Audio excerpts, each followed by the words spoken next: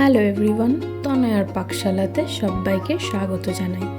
যারা first time চ্যানেলটা visit করছো তাদের কাছে অনুরোধ রইল চ্যানেলটা সাবস্ক্রাইব করো, পাশে থাকা বেল আইকনটি প্রেস করো যাতে নতুন নোটিফিকেশান তোমাদের সামনে চলে আসে।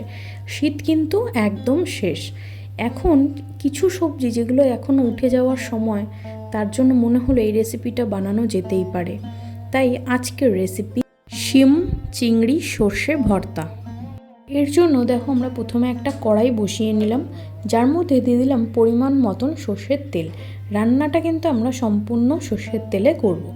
এখানে আমরা শিমগুলোকে এইভাবে লম্বা লম্বা করে কেটে নিয়েছি। আগে যেহেতু অনেকগুলো শিমের ভিডিও দেওয়া রয়েছে, তাই জন্য আর কাটাটা দেখালাম না যে শিম কিভাবে কাটতে হবে।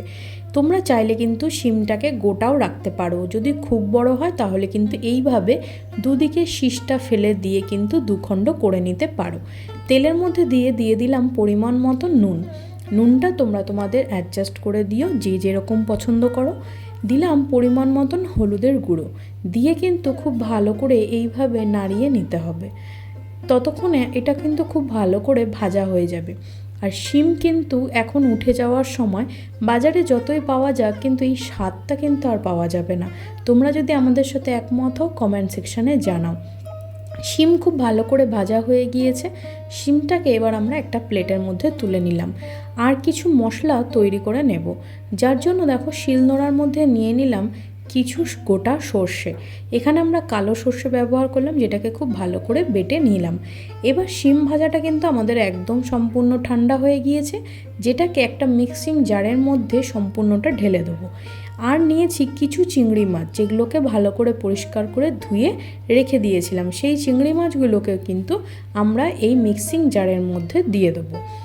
তোমরা চাইলে এখানে ছোট বড় কিন্তু যে কোনো সাইজের চিংড়ি মাছ দিতে পারো। এবার এর মধ্যে দিয়ে দেবো কিছু ফাটিয়ে নেওয়া কাঁচা লঙ্কা।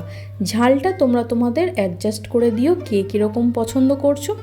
এবার দিলাম আরেকটু পরিমাণে একবারে নুন, এটা সম্পূর্ণ আন্দাজ অনুযায়ী এবং তোমরা তোমাদের স্বাদ অনুযায়ী দিও।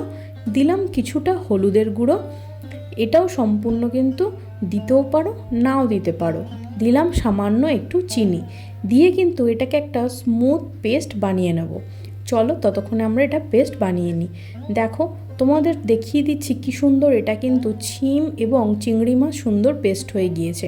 ওই ভাজা শিম তেলের মধ্যে আবারও দিয়ে দিলাম বেশ খানিকটা পরিমাণে কিন্তু সর্ষের তেল। তেলটা যখন সুন্দর করে চড়বড় করে উঠবে, তখন এর মধ্যে দিয়ে দেবো সর্ষে ফোড়ন। এখানে কিন্তু আমরা কালো জিরে ফোড়ন দিইনি, তোমরা চাইলে কিন্তু কালো জিরে ফোড়ন দিতে পারো। আর দিয়ে দিলাম কিছু চিড়ে নেওয়া কাঁচা লঙ্কা।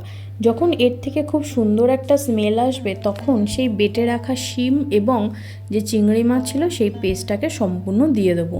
দিয়ে কিন্তু খুব ভালো করে দেখো এইভাবে নাড়িয়ে চাড়িয়ে কিন্তু আমাদের ভালো করে ভাজা ভাজা করে নিতে হবে। যেহেতু প্রথমেই নুন চিনি হলুদ সম্পূর্ণটা দিয়েই এটা পেস্ট করেছিলাম, সেই জন্য তোমরা কিন্তু এখানে একটু চেখে দেখো যে কোনোটা কিছু আর লাগবে কি না। খেতে কিন্তু ভীষণ ভালো হয়। লাস্টে নামানোর আগে দিয়ে দিলাম এখানে কিছু সর্ষে বাটা। এই সর্ষে বাটাটা দেওয়ার জন্য কিন্তু এর টেস্ট কিন্তু দ্বিগুণ বেড়ে যাবে। আমি তোমাদের হাইলি রেকমেন্ড করব একবার শিম থাকাকালীন এইভাবে কিন্তু করে খেয়ে দেখো। কমেন্ট সেকশানে জানাও যে তোমাদের কেমন লাগলো। আত্মীয় স্বজন বন্ধুবান্ধবকেও এইভাবে রেঁধে খাওয়াও।